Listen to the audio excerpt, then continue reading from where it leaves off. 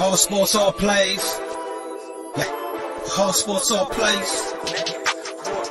All sports, all plays. 365, we making up plays. You talking the game, get you to the days. We're high in the court, the dime in the lane. Variety topics, living the same. All presentation, sports information. Hitting the airways, taking the nation. All sport, all plays, like working your faces. Grace at the field, so tie the laces. All sports, all plays.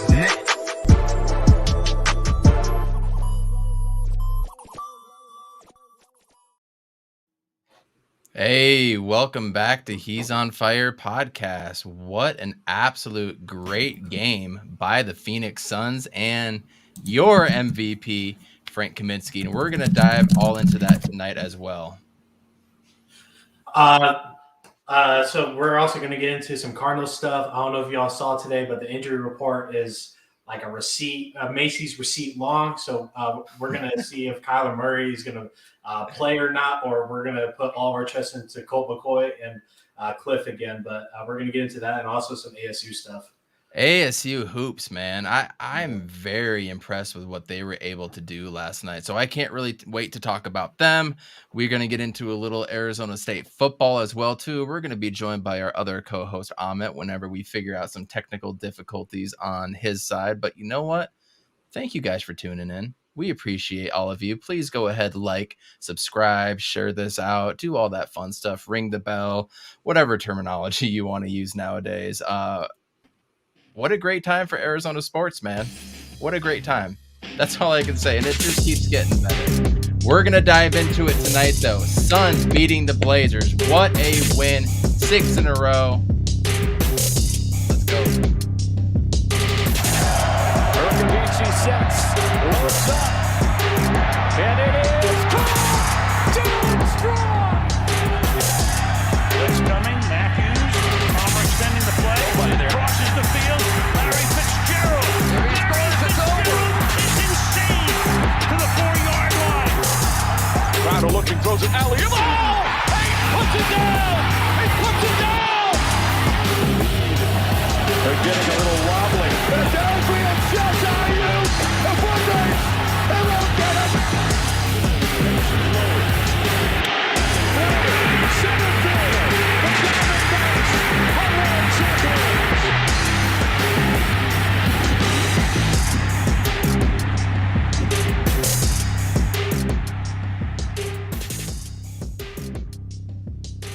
I still get into that, man.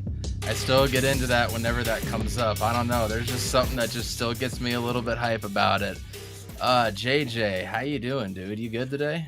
Yeah, I'm doing great. A nice chill day in the valley, 67 degrees most of the day, but it hit like 86 out of nowhere. So it was relatively good today, but that Suns win though. So what's up, Philly sports? Philly sports, thank you for sharing us out, man. We appreciate you. Coaches Dante, thanks for joining us. AZ Sports Guy, Alonzo Trinidad, you guys are awesome. And of course, Iverson Vlogs joining us. Thank you so much for coming out. We appreciate you. I remember when people were worried about the Suns. Man, fans will be fans. Passion is showed in a lot of ways, but holy crap, that was a little bit much even for me. And I'm a guy that, takes everything to heart. And what's the saying? Wear your emotions on your sleeve or something like that. I'm that guy. But even I wasn't worried. I wasn't worried at all. We just had to figure some things out, and here we are now. Meanwhile, I'm also I'm watching the Lakers game here too. Hopefully they get steamrolled tonight, but they're only down 1 right now to the Heat. But this game, we got to talk about Frank Kaminsky. Whenever DeAndre Ayton chooses to come back or is healthy enough, we don't know which one, Monty has to find minutes for Kaminsky. Absolutely. Nader's got to be out of the rotation, right? That's got to be a thing at this point. Well, Nader had a good 3-minute stretch. You probably saw those couple blocks and defensive stops. But Nader had a good stretch. But, yeah, Kaminsky, he has to have the minutes. So. The good thing about – oh, you can't hear Jay, Amit? Can we hear you? Hello? Are you with us, Amit? Are you with us? He is That's not weird, with yeah. us. I can hear him. I got to mute him because I can hear him typing. That's crazy. I'm gonna tell him. Yo. Yeah, there we go. We hear you. Yeah. So what I'm gonna do, just keep me in the backstage on my phone so I can hear Evan, and then I think we'll be good. Okay. Cool. How are you supposed to say? Tweeted, Monty said he will cut down Ayton and McGee a few minutes to let Frank play. I think I feel that. I completely agree. I do think when DA comes back, he does need to play less minutes. There is absolutely no need to have him play 30, 35, even upwards of 40 minutes, especially this early in the season. You know what I mean? JaVale is kind of playing half Shaqtin' a Fool, half what he did with the Golden State Warriors, right? So maybe he needs to get a little bit more comfortable as well, too. Amit, what did you see from tonight's game? I saw good team defense. We played good on offense. Anytime it was starting to worry me when we were only up by 4 and you see Frank Kaminsky scoring 30 plus points. And you're like, this is not a recipe for winning games. Did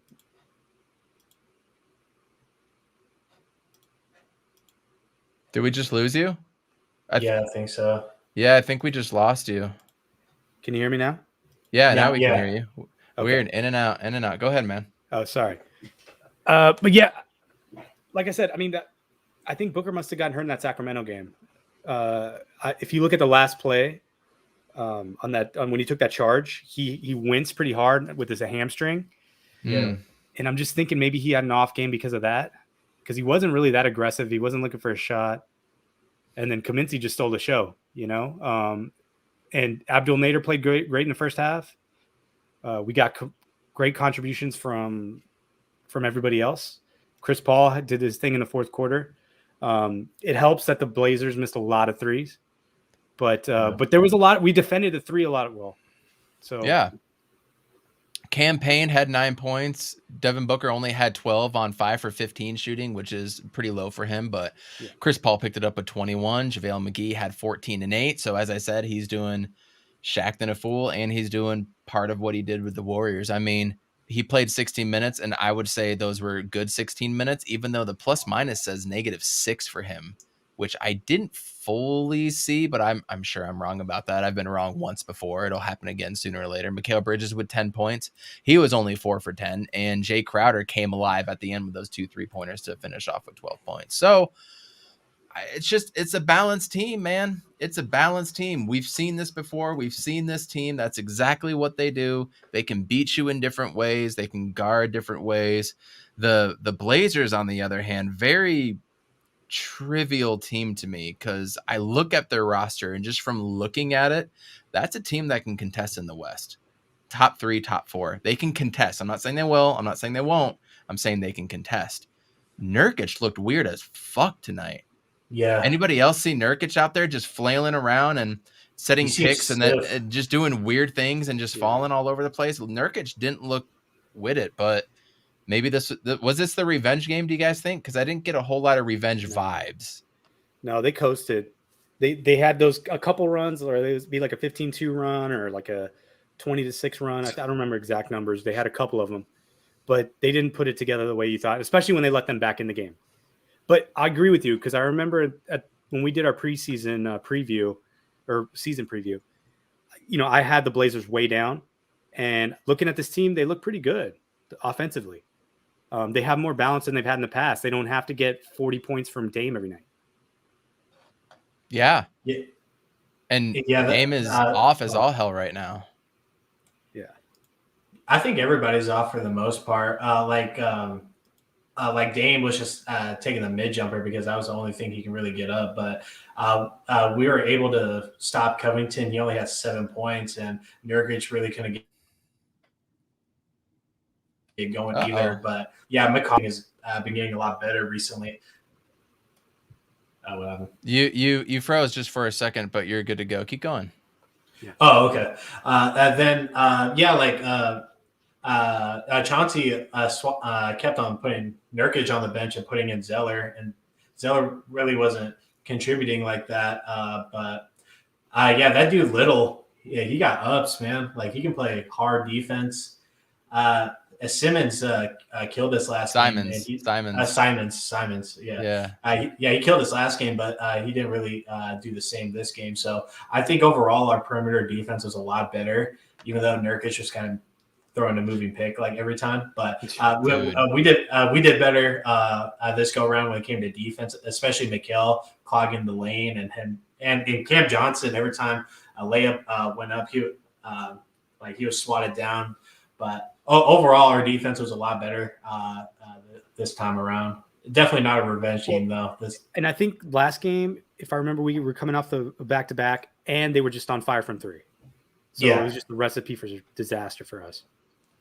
Yeah, correct. I mean, yeah, they didn't shoot great from three, but we didn't shoot great from three when we played against them also either. So I've already seen a few things from a few of my Blazers fans that I truly, truly like and love and love to interact with them on Twitter. But you know what? We didn't have Landry Shamet and we didn't have DeAndre Ayton. So, I mean, any excuse is out the window with a back-to-back, especially when you're missing one star player and one pivotal role player for sure. And you guys really aren't missing much. But Blazers are 0-for-6 on the road, y'all.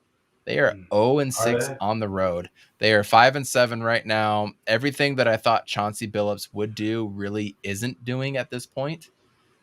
And it's tough for them. But it was nice to see Lillard scored 28 with only hitting 1 3. Maybe he's got to learn to get a little Devin Booker, Chris Paul in him when it comes to the mid-range. And you really do need to take advantage of that. Norman and I think Eddie Johnson mentioned it too, because he said he's not going to shoot 10 free throws a game on threes. You know? Very true. EJ was on the dot with that. Yeah. Big facts. I mean, because that's what they did, man. I mean, I saw a couple videos today, not just one that I retweeted. I saw two where Damian Lillard was just fishing for calls, man. Yeah. I didn't realize how much he actually did that, and I love Dames. I mean, I'm not talking shit or anything. I'm just saying that's what he did. I'm speaking facts, and if you disagree, then that's fine. Go talk to a wall. The interesting thing about tonight's stat, we got out rebounded by 7. Really? When we get out rebounded, it's usually close and we lose.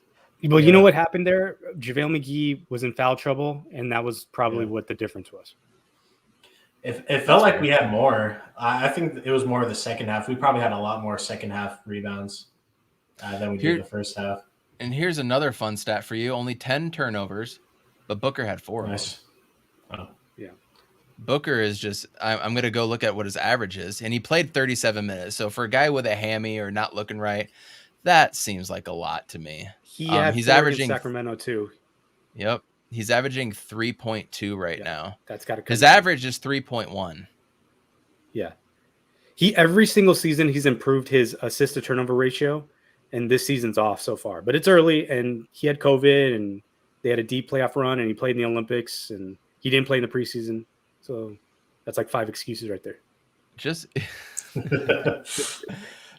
interesting stuff. But you know what? Planet Orange, we've got 6 wins in a row.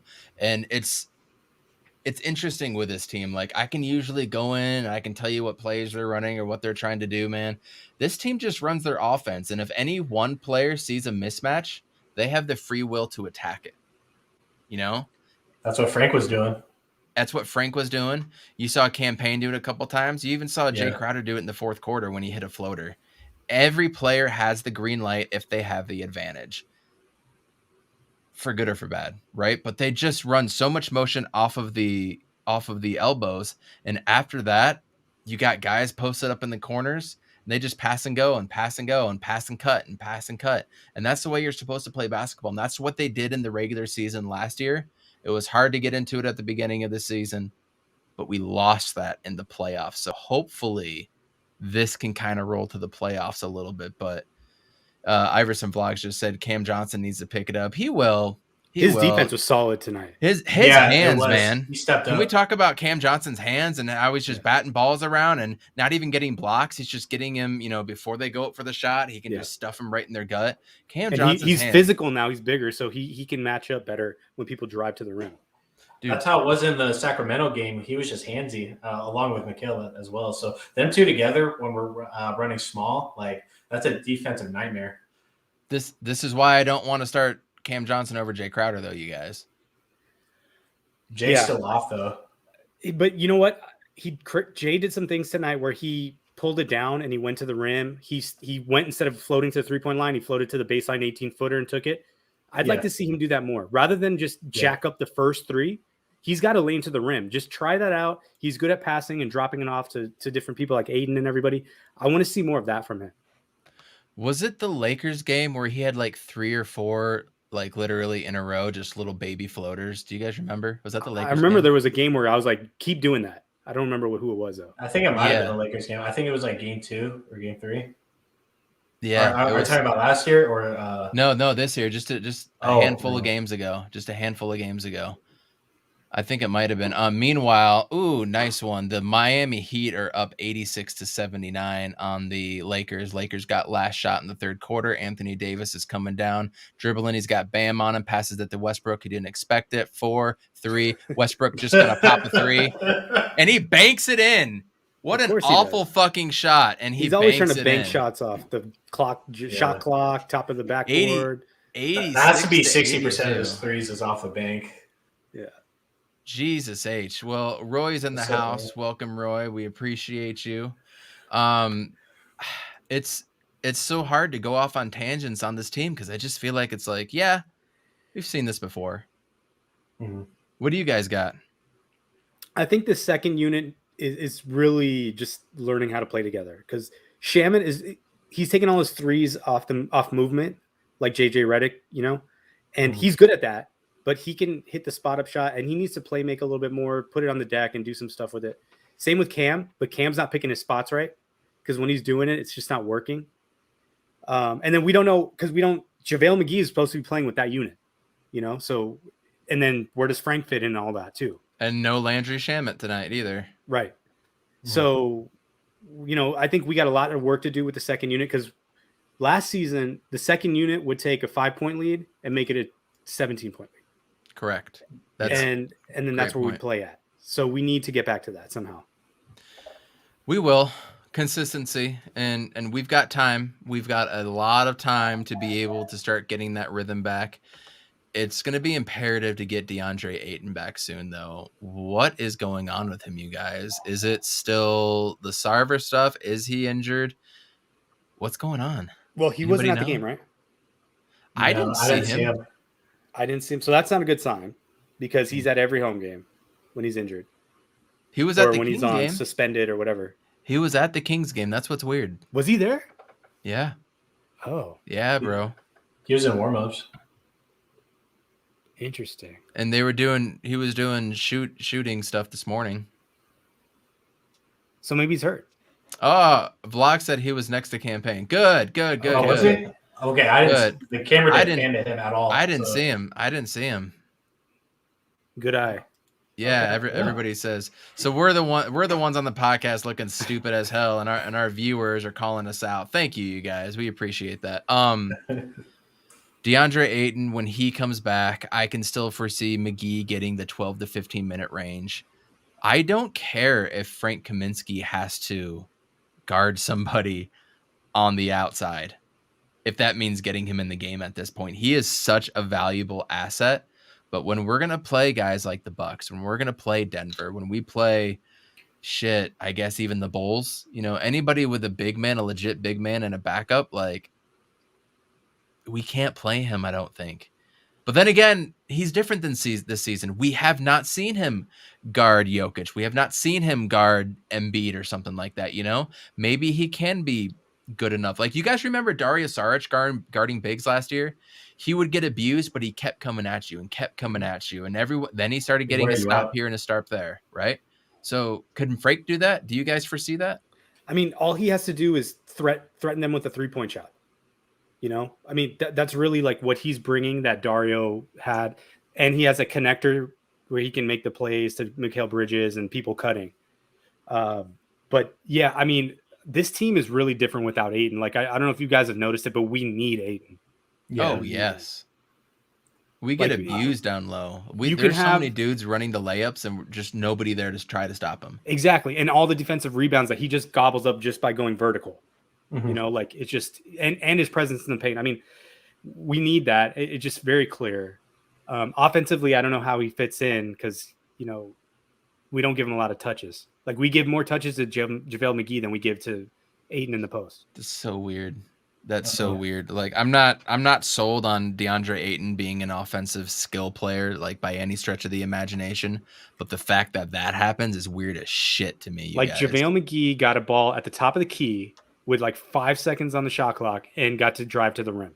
Like if that was Ayton, the entire crowd would boo and probably Monty would pull him out. It's weird. Right? Yeah. It's just like, and maybe that's just the maturity that he has. He's been playing in the league for a long time, right? He's like 33, so Might as well let him do it. I don't know. Potentially. So we play Memphis next. I might call that one a loss. You know, going back on the road. Ja Morant is a stud. This is a team that can shoot 22 of 26 threes on you. Desmond Bane, Brooks, not Valanciunas. They got Steven Adams in there now, which Steven Adams is going to be a problem next game if DA doesn't play.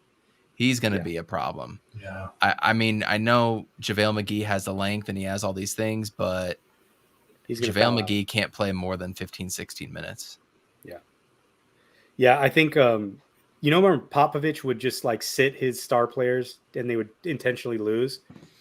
Like maybe you do that this game. Like if Book is hurt, Shamit's hurt, Ayton's hurt, anybody else that's hurt, Just sit Chris Paul at that point, right? And give the backups a run, start Elfrid Payton and Sticks and see what happens. And then maybe they win the game. Who knows? I mean, crazy shit like that happens when guys are out and they get an opportunity. The backups, they're like, something goes off in their head. They're like, oh, this could be my chance. Let's go. And Suns have been burned quite a bit in the past by teams like that. Meanwhile, the Lakers just score there to go 87-86 over the Heat. Really surprising they're sticking in with the Heat. What the hell is going on? Tyler Herro's got top of the key. I love it. He pump faked up. Defender got him in the air. He leaned into the guy to get the shot in the foul, and they called an offensive foul. I love it. Yeah, I love it. Is Wizards a threat? I mean, Wizards are showing some things. Why not? Bradley Beal's a threat. Anytime you got a guy like Bradley Beal, yes, you can be a threat. Yeah, Kuzma went off today. I mean, in the last 4 minutes of the game, and all of a Kuzma's sudden, been playing pretty good this year. Same with Montrezl Harrell. Montrezl Harrell is putting up crazy numbers off the bench. I didn't think he would try there. I thought he'd just be done because he's on a contract, right? So. And that's without Thomas Bryant and I just something went off of me. I don't remember here. No, Bertans was playing. I got to look it up. There's somebody else that's not playing right now too. Ricky Rubio went off again though. He had 20 points and 5 assists, 5 rebounds. Gotta love it. Love Rubio. And Spencer Dinwiddie, that's the other guy I was thinking of. And they didn't have Spencer last year. I thought that really hurt them. Just relying on Beal and Westbrook, that ain't going to get the job done. But Spencer Dinwiddie is that dude. Yeah. They seem more of a team without John Wall. I mean, they are. Yeah. Thank you, Vlogs. I was like, dude, who am I missing? He's tight. I like that. But that's not his name. It's Hachimura. Hachimura. Yep. Hachimura. Yeah. Good effort, Vlogs. Good effort. Yeah. So going back. Don't ask me to spell that. Hell no. Going back to Memphis, and we've had some problems with them the past few years. I mean, last year we pulled away from them late from a few games, but they did beat us one game. They can give teams trouble. I predict that they're going to give us trouble. They lost tonight. So, Jay, Memphis, is that a dub? I'm like 50-50. Ja always gives us problems and usually gets like a highlight on us. Everybody problems. So, but is Triple J playing, or is he still hurt? Yep. He's been playing. They got beat by the Hornets tonight by 10, 118-101, by the way. Oh, shout out to Kelly Oubre. He broke the Hornets record coming off the bench with the most points. He had like 37 tonight. But Yeah, this Memphis team, they have some pieces, man. They could definitely run circles around us if everything's clicking. When you have Ja leading the offense, it's kind of unpredictable how you can defend them. But I'm like 50-50. I'll take this loss. The Grizzlies usually can pull a win out of nowhere. But I don't know how Steven Adams works in the system. I don't know if he's playing well or not. I haven't caught any Grizzlies games. The thing that's a little worrisome for me about this game is Jaron Jackson Jr. He's averaging 13.5 points and like six rebounds a game. So he's 6'11". He's a big dude, right? He's a big dude. Yeah. He's standing right next to Steven Adams in the starting lineup. That's going to be problematic for us. Then you got John Morant, Desmond Bane, DeAnthony Melton, Brandon Clark, Kyle Anderson, Dylan Brooks. And those are guys that have historically gone off on us. So I'm just going to predict a loss on this one just because we're 6 in a row right now. The ball's going to drop eventually. It's a first game on the road. I could be wrong, but I did think we would go 3-1 this week, and this is going to be my loss for me. Amit, what do you think about the Grizz? I think it's going to be tough. It's going to be a tough game because, like I said, guys are hurt that we need in this particular matchup. And on top of that, I mean, they play us well. We're on the road, and Ja's having a breakout season. So, and Chris Paul guarding him. I mean, Chris Paul, I don't know if you guys noticed, but hasn't he taken a step back a little bit this year? He's not shooting as much. Is it possible he's pacing himself a little bit? Yeah. He probably is. But I think there's also maybe a little bit of a drop off. Sure. Like he doesn't want to bring the ball up court, like he doesn't want to get pressed. So he just gives it up to Jay Crowder or Booker. But and it's okay because you have guys that are ascending while he may be descending, right? Like Booker, Bridges, and Aiden and Cam Johnson and Cam Payne for that matter. Yeah. So you got a lot of guys that can pick up the slack for him. I want to got to do in the fourth quarter.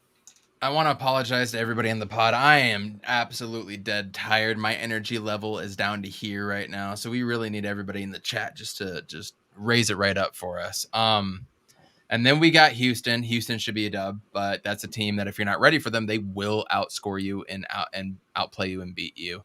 And then on Monday, we got the T-Wolves. So we've got 3 games in a row on the road. 2 of them are back-to-back. All teams with a lot of firepower. So yeah, Suns need to come out ready. And we will find out Friday. The other news, Arizona Cardinals. Does anybody have that injury report? I want to try to pull that up and find that. Officially, there was a practice today. Regardless of what everybody on Twitter says, there was a fucking practice. Don't go there. It was just a walkthrough. Yeah. But everybody's either limited or out. And I mean, 3 guys had concussions. I think one of them was Buddha, which is not good. And there was another one. I can't remember. I found it right here. I'm gonna push it through. Buddha with a concussion and knee. Then Chase Edmonds ankle. Max Garcia Achilles. Rondell Moore neck and concussion. I make the text larger and it doesn't really show up there. That's kind of annoying. There. That's a little bit better. Yeah. So Buddha DNP, Aaron Brewer, the long sniper. We lost our long sniper, by the way. We got to find one. Chase Edmonds is going to be out for a while. Max Garcia, Achilles. We know about D-Hop. Rondell Moore with a neck concussion. That's a new one. We know about Kyler Murray. Jordan Phillips with a groin. I did not see that one. Groins suck, dude. If you've ever pulled your groin, holy hell, you have no idea until you do it. Ugh. That's awful. Justin Pugh, thank God it's just a calf because dude got carted off and they said he's day-to-day, but he's probably not ready. Jonathan Ward, concussion. So our 4th running back is probably going to be out. He's been out, though. He's been out since that hit that he laid out, where he got laid out. And have you guys seen that play and watched it back? Yeah. He absolutely obliterated the guy's knee. Mm-hmm. Like, he took it sideways completely out. Like, hyperextended bad hit. Yeah. That is one of those ones where you go, this is why we don't have kickoffs, right? Yeah. And then in that same game, you're going, well, how are the Cardinals going to come back if they need the onside kick and they're down by 10? Yep. It's low key that Green Bay guy's fault for taking it out so deep. He was like all the way in the back of the end zone. That's low key on him. But yeah, like no one. That guy just flew at him like a missile and just blew his and he broke his neck almost. That is why you're trying to take that out of the game, though. I get that, but it happens. And, you just hate to see it. Yeah, you just hate to see it. I don't even know where to go. I don't even know where to go with the Cardinals, though, just due to all the. Go ahead. I mean, I was just gonna say, like, they have a lot of injuries. This is a week to rest some players against an inferior opponent with a backup quarterback. If we take the L, we take the L, right? But I mean, I think this team is good enough to dominate them. So even with those guys out, I mean, we saw how Cole played. I get the feeling we're going to play with them a little bit. We're just going to toy with them, right? Yeah, or they're going to toy with us. Like, they're going to be scrappy, and then we're going to have to pull it out in the fourth quarter or something. Yeah, like with the Sam Darnold being out, I think we might start Colt McCoy again. If Kyler can get another week off, I mean, might as well, I'm down with that. To bring D-Hop back. And we have AJ Green back this week, right? I didn't see him on the report. He wasn't on the report. I haven't seen any. Isn't the COVID report different than the regular injury report, though? There's a COVID list and not an injury report. Yeah, so I think you're right. If he's out this late, then that means he didn't get vaccinated, and he may not make the game. Right. Huh. Because usually, like, if you get it, like, you can still make it. So Christian Kirk is going to get 17 targets. Zach Ertz is going to get 13. And then we're going to throw how many screen passes to Eno and James Conner? A lot. Yeah, let's just feed James Conner. Let Colt McCoy get some screens going. We're really giving you guys the great details here tonight. And that Wesley kid is not bad, man. What's that? Wesley? Oh, Antoine Wesley? Yeah. Oh, yeah, he got hands. Let's see some Antoine Wesley. Yeah. Yeah, well, let's just have a repeat of last week. I think all of our trust is in Colt McCoy. I feel like if we lay out the same game plan, I think this Panthers team is a little worse than the Niners, just on the offensive side of things. So I think we can definitely take advantage of their weaknesses right now with them being on kind of like their third string QB, sort of. Not really, but yeah. We have our troll back, by the way. It's good to have you back. We've missed you, and it's good to know that we're living rent free in your head, and you choose to take time out of your life to come on, support us, and up my little numbers. But that's fine. We're here. We're happy. And the Cardinals are going to go 9-1 either way. I fully expect them to. Like, is anybody even worried about this game? Not really, but this could be a trap game, though. It's what, Jay? It could be a trap game if Kyler plays. If he plays.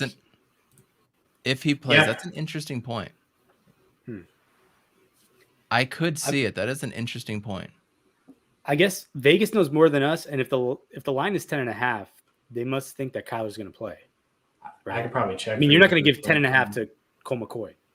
It's funny how Vegas is so spot on with so many things, isn't it? Yeah. They're pretty good at it. I'm not gonna lie. Yeah. Let's see.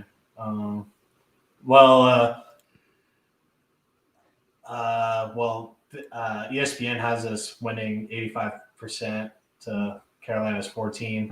What's the line right now? Do you see it? The money line for the Cardinals negative 550, and then plus 400 Carolina. Yeah. Over under 44. Like the spread? Yeah. Cardinals 10.5. Yeah. And that hasn't moved. Last week it moved from, I forget what we were favored, to like -4 by game time. Over unders at 44. Plus 4.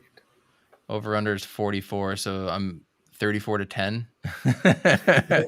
I could say 34-10. This team averages more than 30 points a game.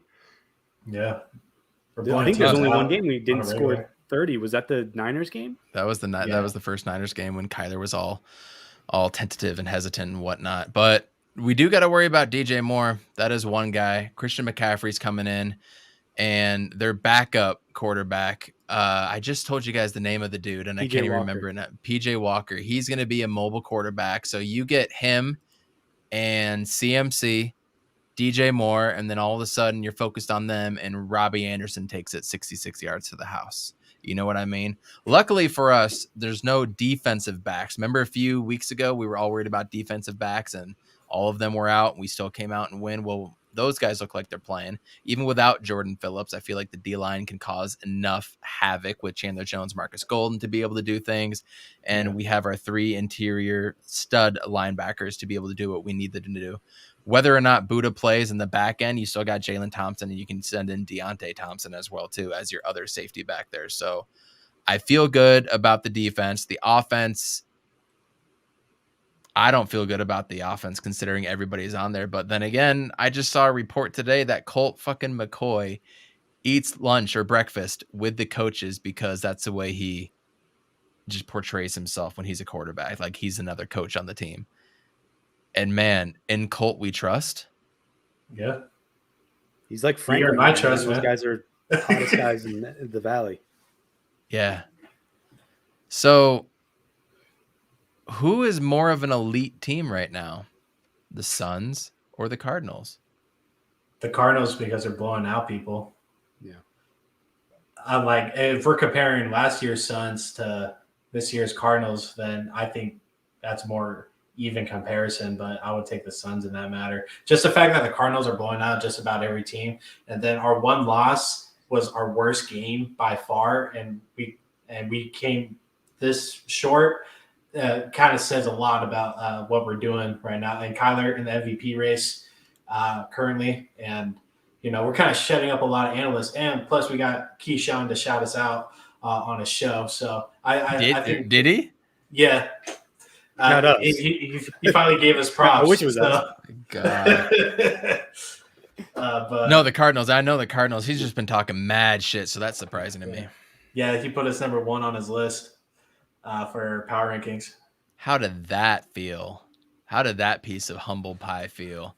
Roy, I know I've talked to Gabe, and it's supposed to be all squash, and I can only go off of his word, and that's what he said. But there's a troll in there going in, and I saw it the other day. It was the same dude that says the same thing in the Suns Jam Session podcast. All the same racist bullshit. So there's somebody out there that is having fun with all this, and we're living rent free in his head. Maybe it's Robert giving us Sarver. the stats. Or a fucking Penny. Penny? Or, is that her name? Jesus. So yeah, let's touch on that. Let's go back real quick. New report comes out 2 days ago about fucking Penny Sarver texting these dudes, and there's a lot of rumors thinking that it's Ryan McDonough. And when you read back at those messages, one of those is kind of like I can see that where it could be Ryan McDonough. And then I think one today, has to be Ryan McDonough, the other one has to be Earl Watson. or like Did maybe it say Lance Earl Blanks or Watson, something. No, but I mean, like, No, it he can't- was it- the one that put his name on it. I don't think it would be Earl. I don't think I would reach out to Earl if I was Penny. It's probably one. think so? Well, I don't know. She's obviously mentally ill. It has to be one of the women. I feel like that's one of them Maybe. for sure. I hope so. And I hope those people can find the strength to be able to come out and not deal with that BS anymore. But then today, tell me you guys saw the video today. Yeah, I did. Oh, of the roast. He's not helping his Sports cause. Illustrated.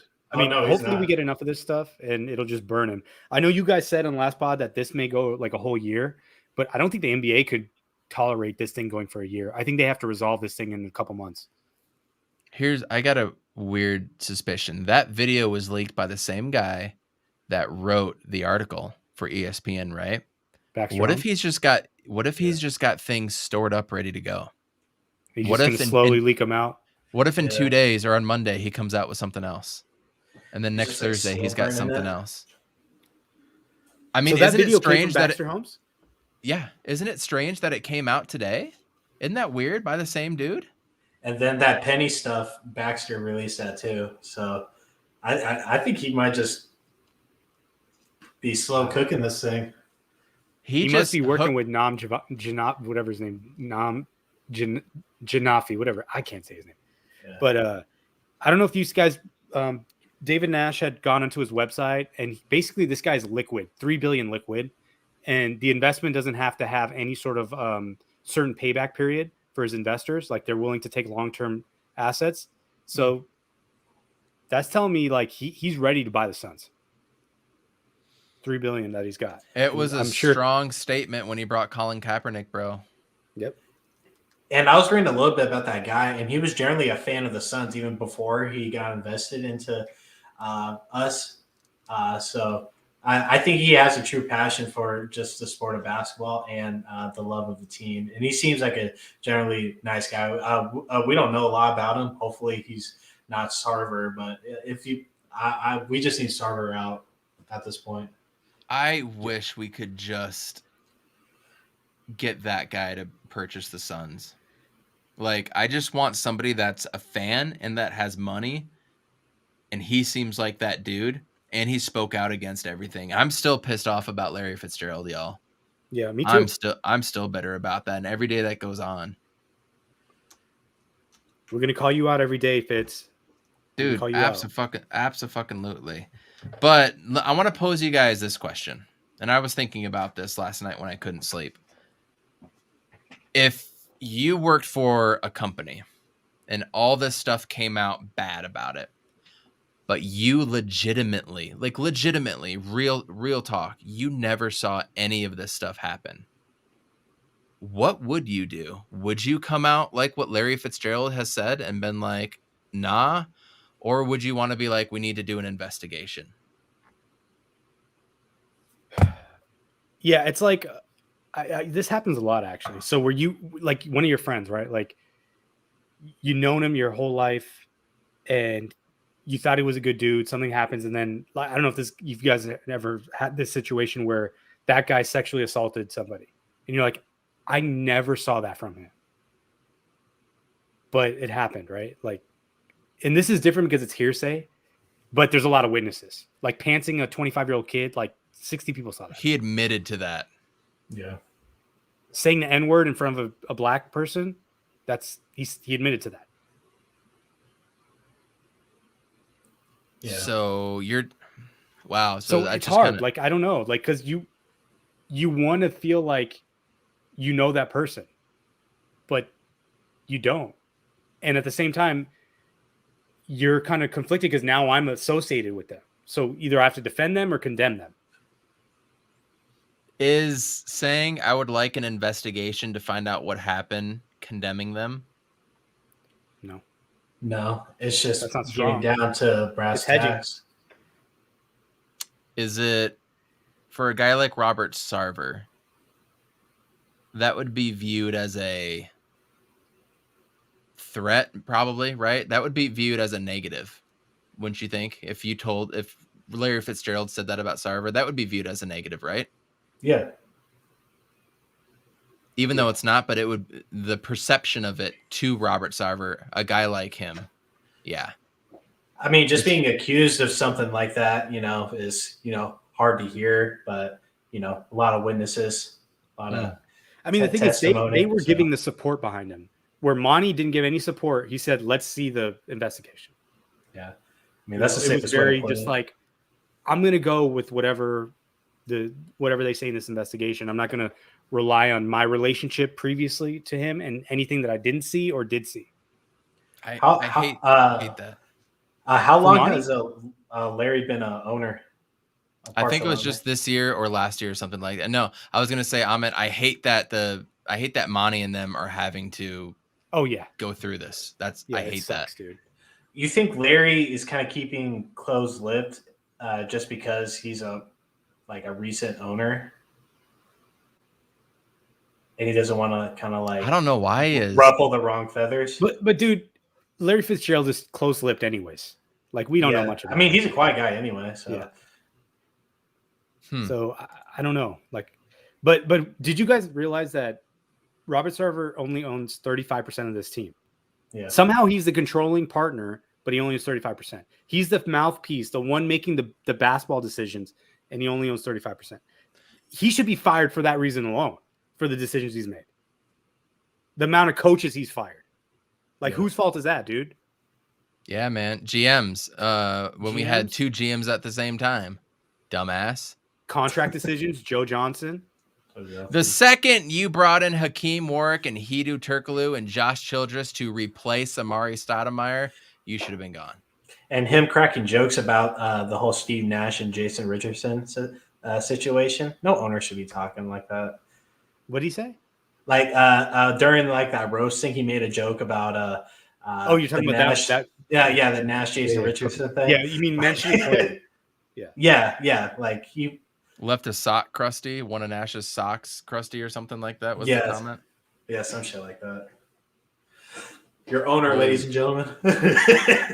He needs, like, if you own 35% of the team and you're out there saying an N-word and pantsing people, that alone should make sure that you're gone. Yeah. I don't know. This isn't hard. This isn't fucking rocket science. And if you're a GM and you did that deal for Amari Stoudemire versus Hakeem Warwick, Hedo Turkoglu, and Josh Childress, you should be fired for that. If you were the ultimate decision factor. Turkoglu is my dude, though. I will back letting Amari walk and not signing him to that huge 5-year deal, because after that first year in New York, his knees were gone. Yeah. It was done. And that's what the medical staff told him, is like, you maybe got another year left. And then I agree. He was done. I mean, but they tried to build that contract to have like not those non-guarantees in there and stuff, and Amari wouldn't take it, which is a smart thing. But you don't fill that in with garbage, dude. Like the money that they put in Josh Childress and Josh Childress is stupid. Hakeem Warwick, it could have been a good bench player back in the day. Like, imagine Hakeem Warwick coming in to replace Amari. That would have been ideal, you know. Hedo Turkoglu just came off of a finals run with the Magic a year prior, and I thought Hedo was going to be that dude, and I was looking forward to that. I did like the move that they made for Marcin Gortat at the time. I thought the Polish Hammer was going to come out and be something more special than what he was. It turns out him as the backup in Orlando was the best work that he did in the NBA too. Who would have thought that? And then they traded Goran Dragic, which was stupid, for Aaron Brooks, and he was a waste. They had to let Jason Richardson go. Grant Hill retires. It was just Grant Hill didn't retire. He went to the Clippers for 1 year, but it just blew up, dude. But they didn't have a fucking plan. They didn't have imagine if we would have been able to trade Amari for Steph Curry back in the day. They turned it down. No, the Warriors turned it down. Yeah, that's what they were all about it. They were all about it, and then they turned it down. I still think if we would have traded Amari for Kevin Garnett or Sean Marion for Kevin Garnett, that's what it was. Oh God, that just Jesus. And KG and purple and orange. My God, the one thing we were missing was interior defense, and we backed out of that deal. We backed out of it, and then made a trade for Shaq. God, we just went and traded Marion in the same season for Shaq, and we could have had Kevin Garnett, who goes and stumbles into a fucking MVP year, defensive MVP, finals MVP, wins the championship. Could you imagine what Steve Nash, Jason Richardson, Grant Hill, Kevin Garnett, and Amari Stoudemire would have done to the league?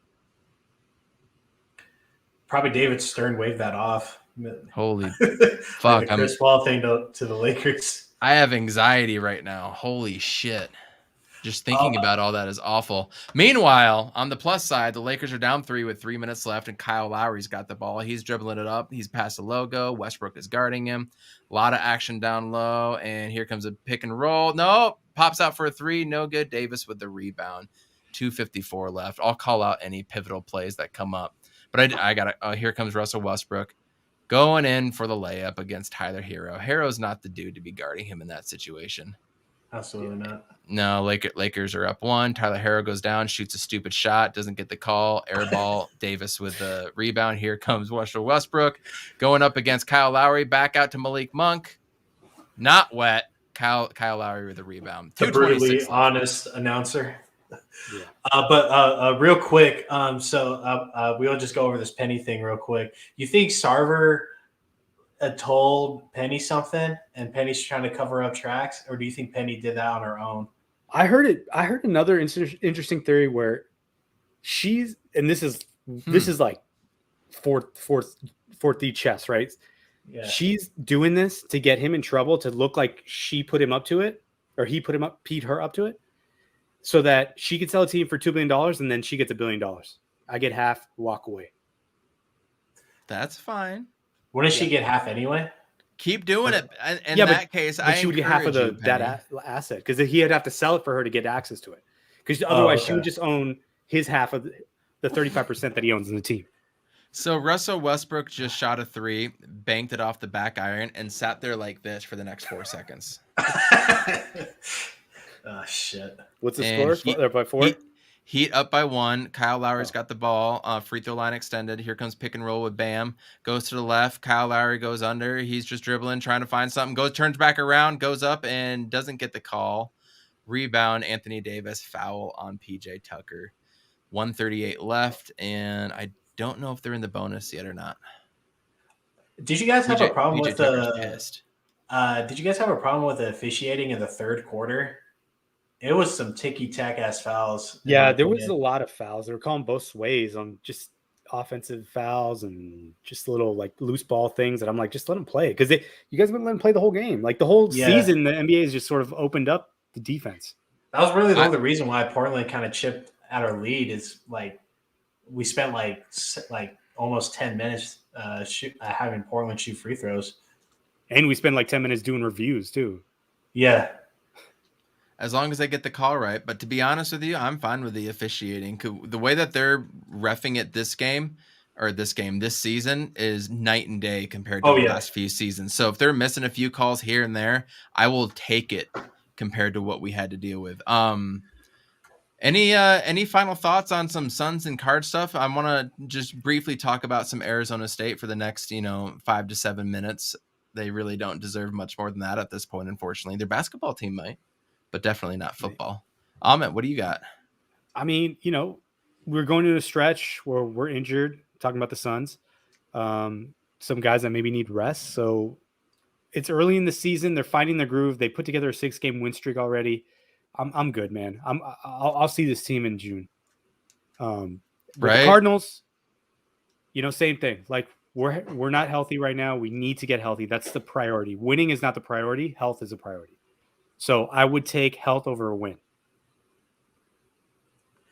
Yeah, I 100% agree. Yeah. I think we might be witnessing the second coming of Hakeem Olajuwon coming from Frank Kaminsky. So everyone just get ready, because the tank is coming. All right. He's Norway and he's coming right now. But the Phoenix Suns, we're rolling right now. This Memphis game might be a loss.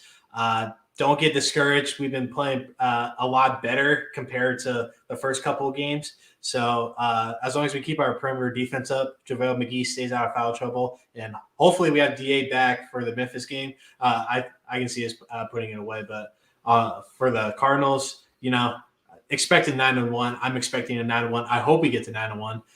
And let's just keep it going. Let's keep Kyler in the MVP race. When the voting finally starts to come out, let's amp him up, and let's look forward to the NFC Championship. Let's go. What if Frank? So let's say DA sits out like a month, and then Frank goes on like a Frank sanity stretch, like doubles every night, 20-10s, right, with like 5 assists, and he's shooting like 50% from 3. What do you do at that point? It's kind of like the Chandler Jones thing. We're glad we didn't throw all that money at that moment, that's what I'm saying. Like that whole DA thing, we were all ready to give him the max, even though he showed us like a 3-month period of really good basketball, and everything before that was just mediocre and subpar. So like Frank, what Frank is doing right now, he's doing above and beyond, and I am forever grateful. We lose his game by 15 tonight if he didn't do what he did tonight. So shout outs to him. He's definitely improved as a player. He's always the first one on the court and the last one to leave. He's doing his fucking thing right now. So shout out to Frank if he ever watches this. Put in a lot of work in the offseason too. A lot of work. By the way, Russell Westbrook just hit a elbow jumper off the dribble, and then he went in for just a little bit of fadeaway to put them up by 2 right now. Tyler Herro came back on one of those and hit a jumper. But Lakers are up 2 with about, I think it was 27 seconds left, and Heat got the ball. So that sucks. But you know what? We'll take it, Valley fans. And don't you dare steal my Frank Sanity. I'm trademarking that. You guys in the chat. You know that Frank Sanity. Already bought the domain on it. What is this, episode 23 that we're on? So Frank Sanity, episode 23. It's a thing. Get with it. Yeah. Words of wisdom, Ahmet. Anything else that you want to share outside of the basketball realm? Frank Sanity. That's the tweet. Frank Sanity. That's the tweet. I like it. Attaboy. Are you going to catch any Arizona State games, Ahmet? What's up? Dude, I'm disillusioned with college sports, man. I can't watch any of this stuff. Football is just, I don't know who plays in what conference anymore. Like, the coaches are just all scumbags. Like, I think we've known that. I think we know a lot of the college coaches are scumbags too.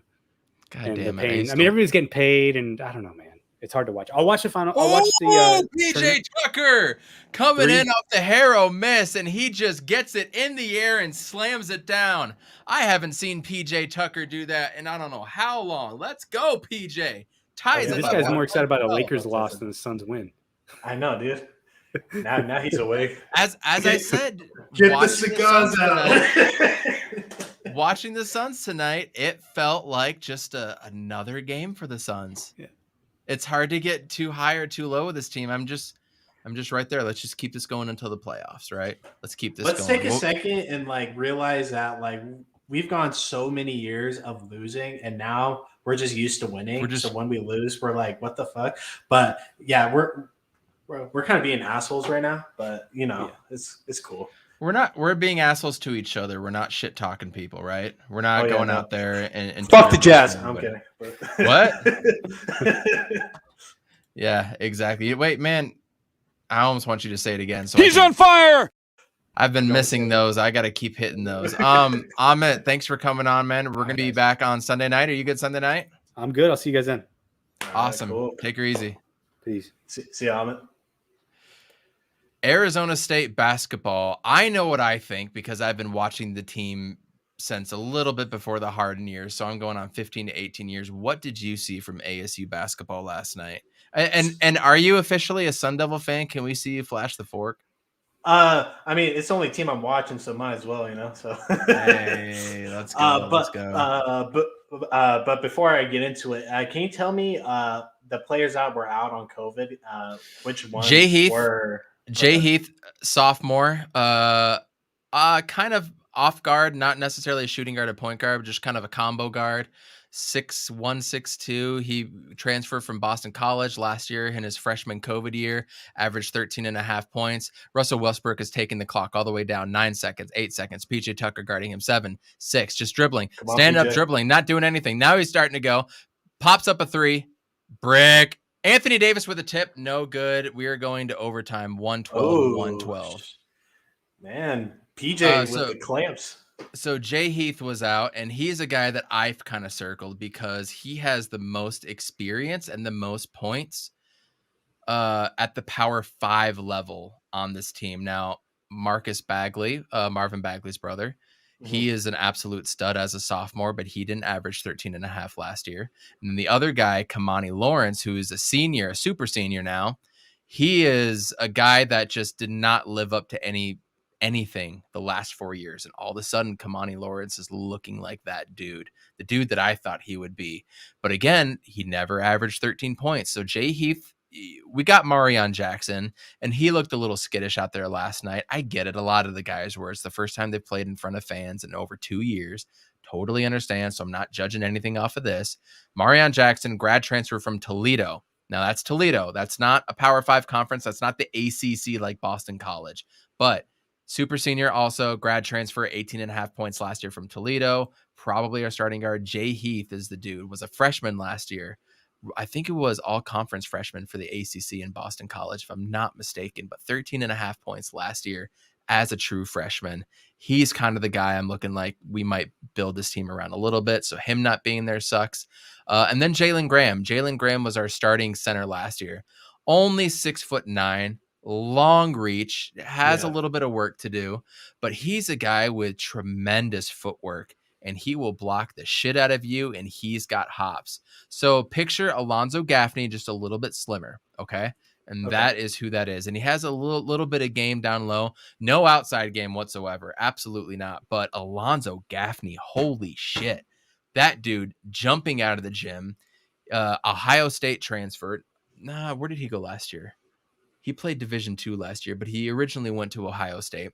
You see the ability. You see the athleticism. You see he was the biggest, strongest, toughest guy last night. Popping out, hitting the three off the left wing, going down low and dunking the ball when the rim was like right here. And he's just like dunking it like this. It was incredible to see.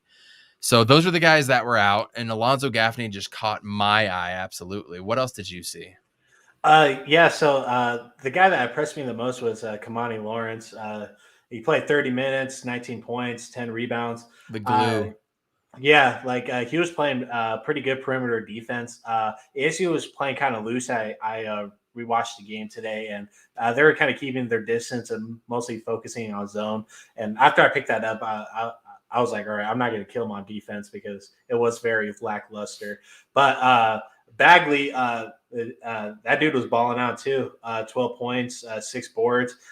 He definitely had potential to do a lot more, but first game, whatever. But the guy that I really liked was Enoch Boakye. Okay. Enoch Boakye. He is a disturbance in the paint. Anytime one of the Portland guys tried to come in, he was right there. There was no shooting around him or maneuvering around him. No, and he didn't try to foul either. Did you see that? No. Like he would immediately just like almost like back up, like he wasn't even trying to block or touch him, which I appreciate with these refs nowadays. Yeah, absolutely. So he caught my eye, and he moves really well for a big guy. But ASU.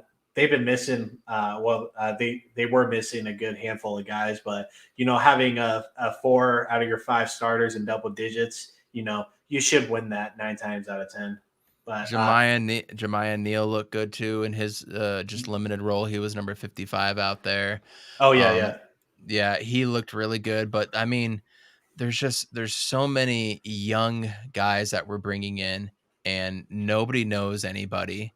It's going to take time. I don't have the highest of expectations for this team. I really don't, but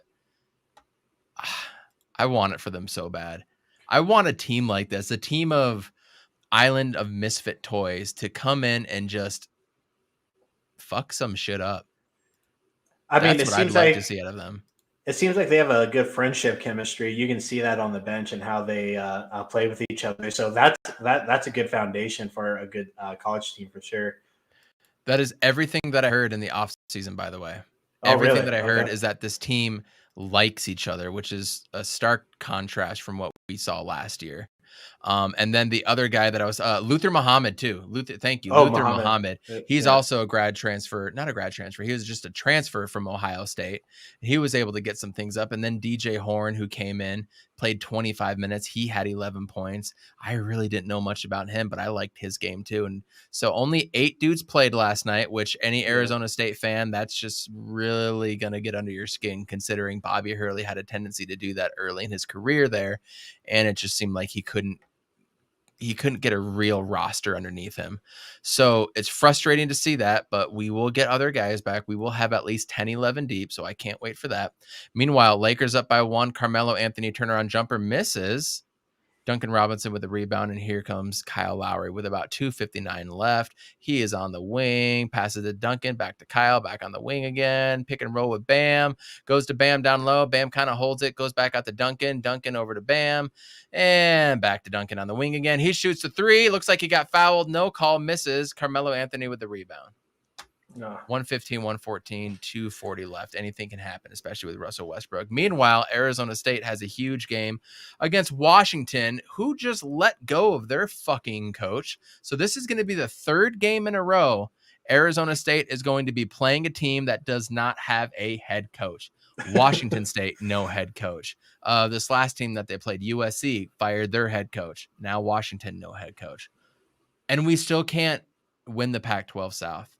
So, I mean, props to Rashad White. Rashad White is a stud, and we all knew that. He just needed some help in some games. Guy is a stud. He played absolutely incredible. Pac-12 Player of the Week. Malik Monk just randomly hit a buzzer beater floater to go up by 3 points with 2 minutes left.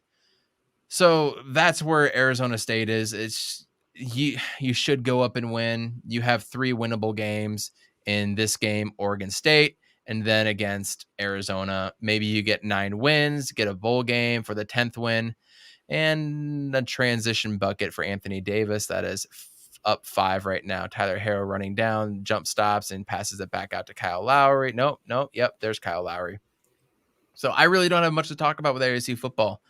I mean, the gold on gold was cool. You know, they have a game that's a must win on the road. We just don't know what to expect. And we're going to find out in about 3 weeks. In 3 weekends, we're going to find out the future of Herm Edwards and this whole staff and what's going to go on. And as an Arizona State fan, I just want it to happen sooner than later, man. This limbo mode that we're doing right now is bullshit, especially with the football team. Because we have like 4 recruits, dude. We have like 4 or 5 recruits. That's it. Nobody wants to touch this program. So Herm's got to go. Herm's the cancer. He's got to go. He's the leader of the football team. And so does Ray Anderson, by the way. Meanwhile, Arizona State hoops, they're on the up and up, man. I can't wait for tomorrow's game. Tomorrow's game is going to be fun. They play UC Riverside. Yeah. And we'll see what happens. It's going to be on fucking Pac-12 networks again. Thank God for illegal streaming. It's the best. What's your go-to? I have a few. We'll share that offline because I've heard that when you say some things, they get booted off.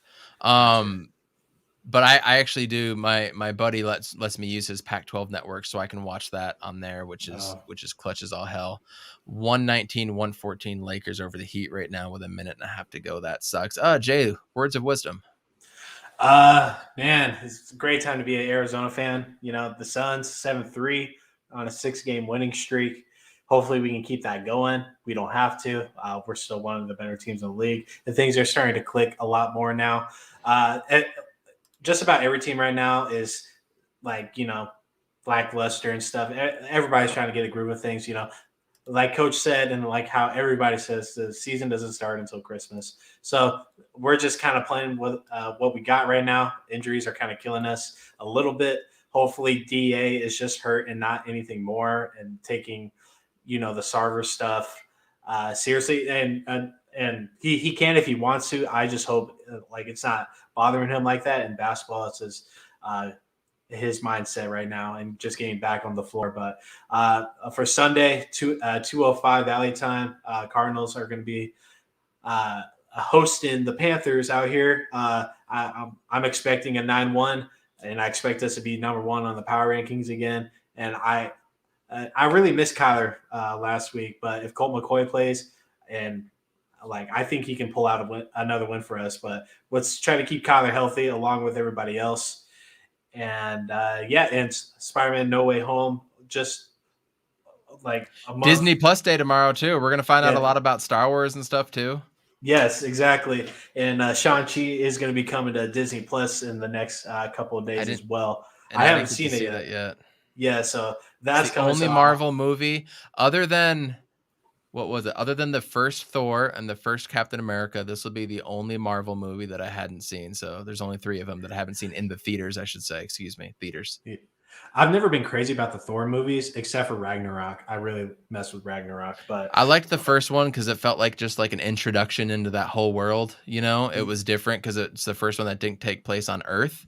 Yeah. But after that, like the second one, I liked it because it had the ether in it and all that stuff, which turned out to be important. But the whole story, it was like the shortest Marvel movie too. Whole story just wasn't that good. But Natalie Portman's in it. Yeah, fuck it, you know. Yeah, you know, it's great to be an Arizona fan right now. Hopefully, we can pull some wins this week. It's just a great time for sports and life in general. Thanksgiving's coming up, so 2 everybody weeks. get ready for that. So everybody's going to be off work. Some decent football games that day. So are the Lions playing? Oh, Lions always play, man. Lions always play. You love to see it. I don't think. And one, Bam Adebayo. They are down 2, going to the line with 23 seconds left. So they're gonna have to. They're gonna have to foul there. So that's fine. My words of wisdom: just be kind. And if you are doing your absolute best at something, and you've got a hater, that means you're doing it right. That's all I gotta say. So thank you, everybody, for a little bit of a lackluster He's on Fire podcast. I am so tired and I apologize, but thank you for tuning in. Thank you for sharing, liking, and doing all that fun stuff. We're going to be right back with you Sunday. Sports every single day. He's on Fire podcast. We'll catch you Sunday. Deuces. Peace, guys. Urkavici sets, loads up, and it is caught! Down strong! Blitz coming, Matthews, Palmer extending the play, crosses the field, Larry Fitzgerald. If he scores, it's over. It's insane to the 4-yard line. Crowder looking, throws it alley-oop. Oh! He puts it down! He puts it down! They're getting a little wobbly. But it's down for